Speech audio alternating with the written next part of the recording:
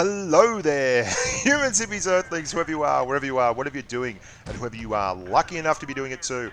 I'm Bushka on Blitz, and I'm back with a little bit of chat and banter about this number here, the T69, the Tier 8 American medium tank.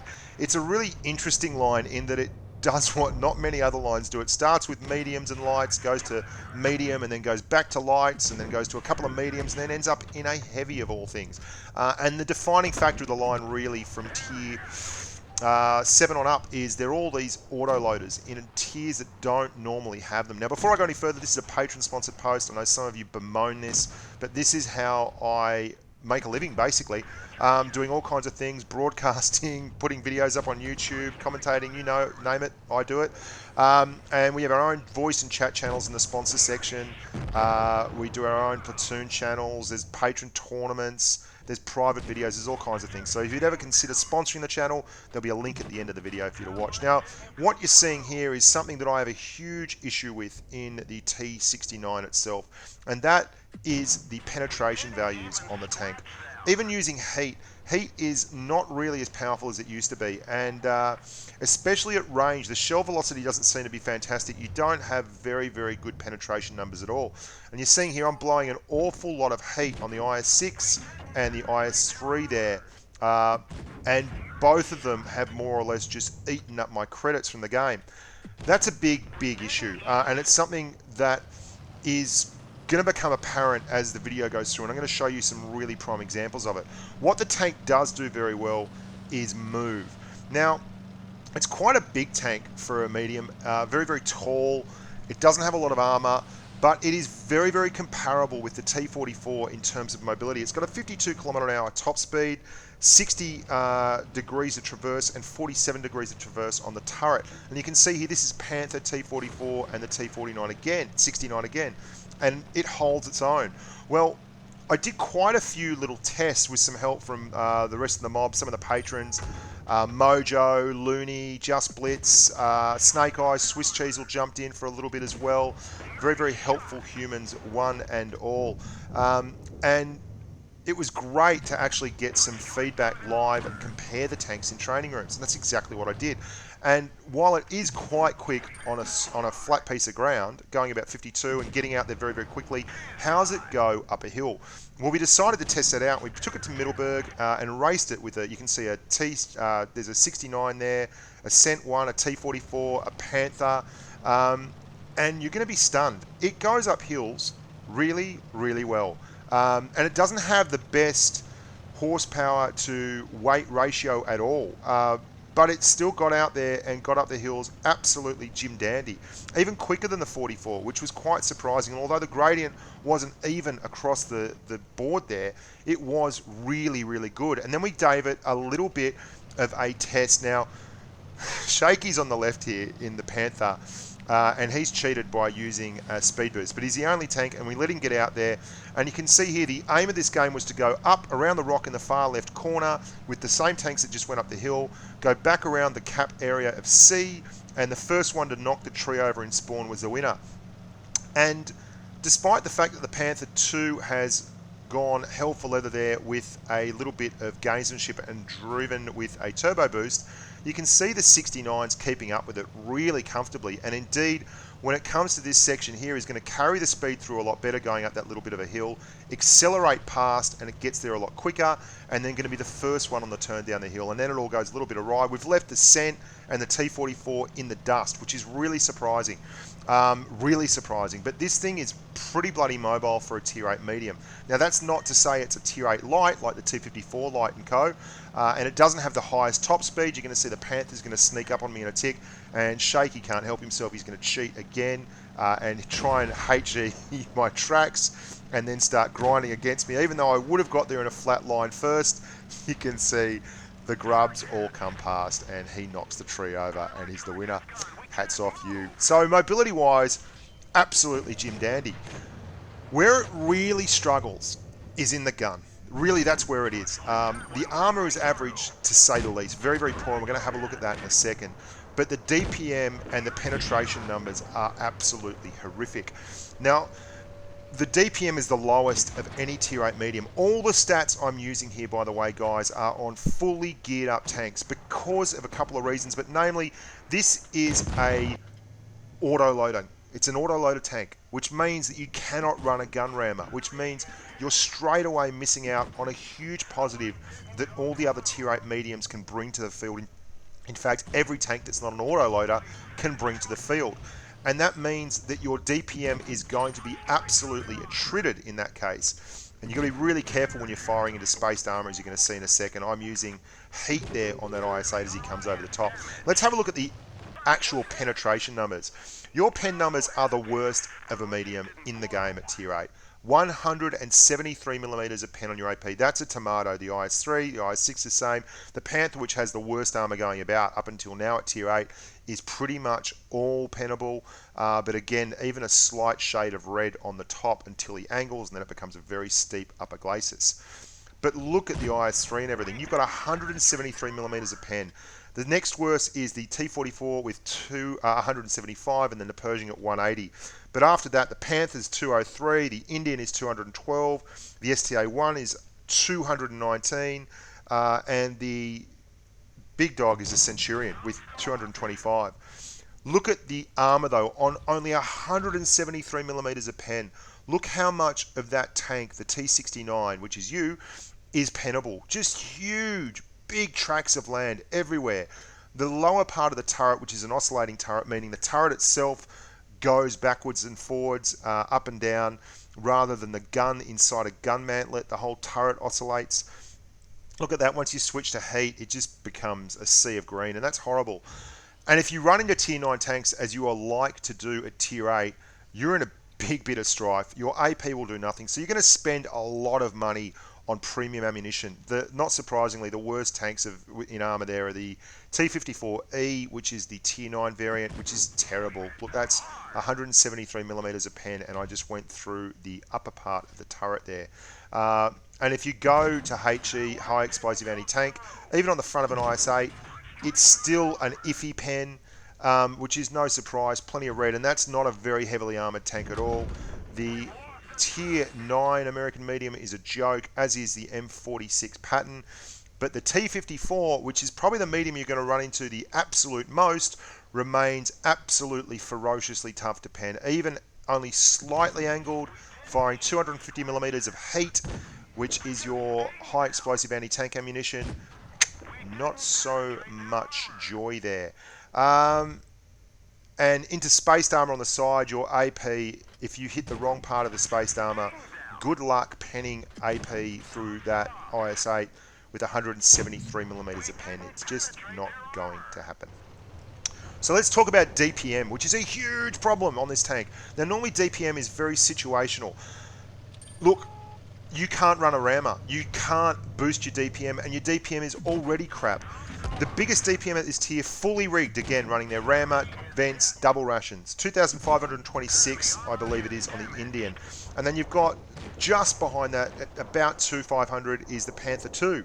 And all over 2,400 is the Cent 1, the STA 1. And just a shade under 2,300, you're looking at the T44 and then the Pershing at 2,200. And then you have the Type 69 or the T69. This tank here, which fully rigged up, does 1,920 damage per minute.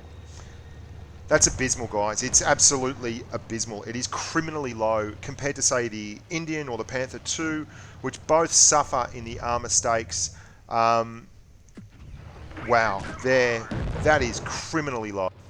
The thing is, it's been balanced on the idea that you're going to get situations like this game where you're going to have isolated engagements where you can loose all 3 rounds and do 675 average alpha damage in 3 shots. And that's a utopian world, and that's not going to happen too often. And for all other situations, well, bugger me, you're behind the 8 ball. If someone comes up and brawls you in another medium, they're going to pen you. and they're going to severely hammer you in terms of DPM. Not the least of which of an issue is the fact that you can't use adrenaline, so you don't get any benefit from the adrenaline that, say, an Indian could use to pump his DPM up even further and just burn you down. You've also got the least accurate weapon according to the stats in the game in for a tier 8 medium off a tech tree. Like between you, the Pershing, the Panther 2, the Indian, the 44, the Cent, the STA 1, you've got the least accurate weapon. After absolutely everything is done to it, you're at 0.337 dispersion, which isn't very good. You do surprisingly have the best aim time. So you've got that going for you, and it's a little bit of swings and roundabouts. Look, I don't like the tank. I'm going to be honest with you. I think the damage is a huge issue at a tier which was already severely underdone for damage. Historically, tier 8's chock full of these kind of tanks. Good gun depression, extremely low alpha damage, relatively low compared to tier 7 and 9 damage per minute. Tier 7 is chock full of tanks that can do 2400 damage per minute raw base without any kind of benefit from rammer and vents and double rations and all that. Tier 9, you're topping out after everything's fully rigged in excess of 3000 damage per minute. And these are tanks you are going to have to compete with.